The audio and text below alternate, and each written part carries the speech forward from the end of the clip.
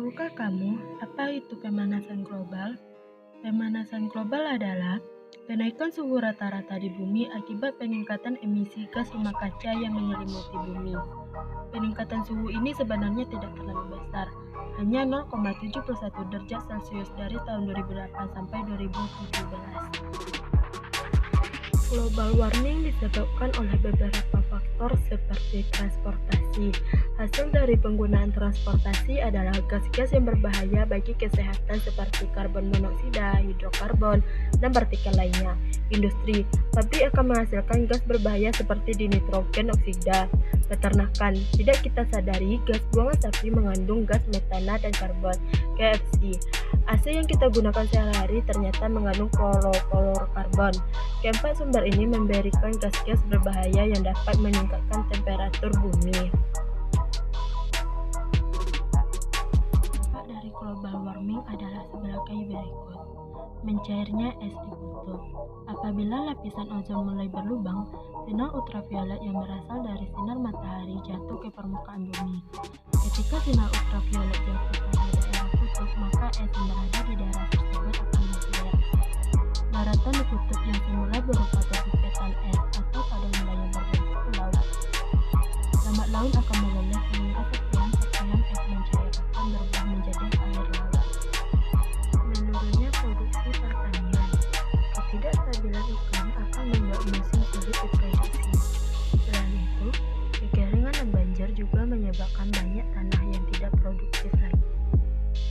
Pengasaman air laut.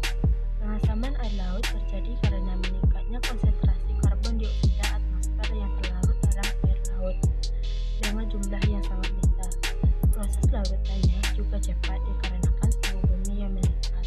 Semenjak awal dimulainya revolusi industri, lautan menyerap sekitar 525 miliar ton karbon dioksida dari atmosfer. Penghuni laut akan tersiksa dengan perubahan kondisi laut yang ekstrem tersebut. Spesies flora dan fauna. Pemanasan global menyebabkan perubahan cuaca yang cukup ekstrem. Flora dan fauna yang tidak mampu hidup akibat perubahan cuaca tersebut akan cepat punah. Menimbulkan banyak penyakit. Pada kesehatan terjadi diare, kurangnya pemenuhan air dan makan. Terjadinya demam karena polusi udara. Dan juga terjadinya koleria akibat kualitas air yang tidak bersih. Kita dapat melakukan penanggulangan pemanasan global sebagai berikut.